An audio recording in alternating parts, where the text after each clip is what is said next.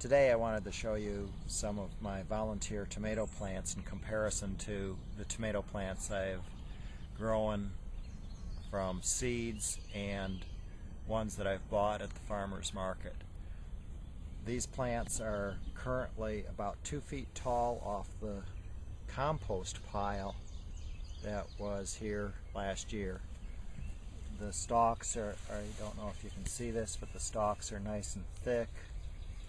I haven't thinned them any at this point, and I've got flowers starting to come in. Nice big healthy looking flower there. Don't know if you can see it. Hi, I've got most of the tomatoes planted now, put in cages and drip irrigation set up on them. And I was just showing you the volunteer tomatoes from last year's compost pile. These tomatoes are not quite as tall, not quite as robust. I do have quite a few flowers coming in on some of them.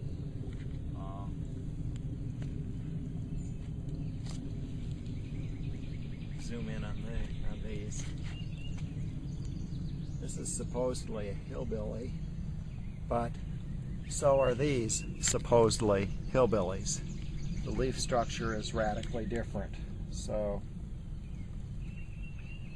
I am not sure of the variety on this plant because the leaves look more like a brandywine leaf. So this year, in comparison, as I'm comparing my tomato plants, I bought 3 very large potted plants from vendors at the farmer's market. These 2 plants are brandywine, and this plant is, I believe, a big boy. And I wanted to compare them to the other tomato plants to see if the price difference that I paid for them was worth it. Would I get so many tomatoes off of these that it would justify paying almost $10 more a plant. As you can see, they're in somewhat rugged condition. I've got a few tomatoes on them set already. I have lost probably 80% of the tomatoes that were set on them earlier. Wow. As you see, I've got cages set up and drip irrigation near the tomatoes. I turn that on every other day and soak the soil. It was on yesterday, and you can see on some of these that the soil's still damp. Tomorrow, if it doesn't rain, I will turn on the drip irrigation again. This year, some of the plants I planted with a mixture of peat and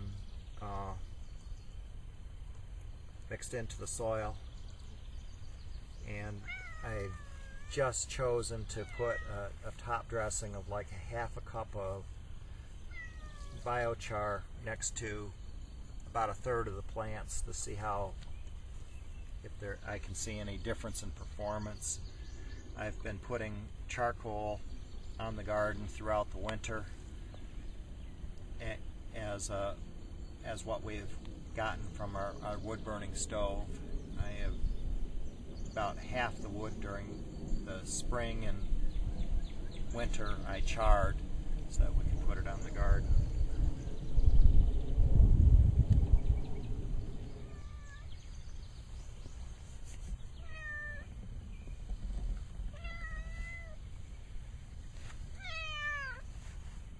And this is my garden helper, Tiggy.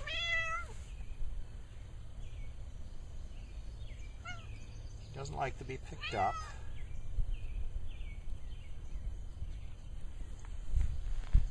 She's very independent.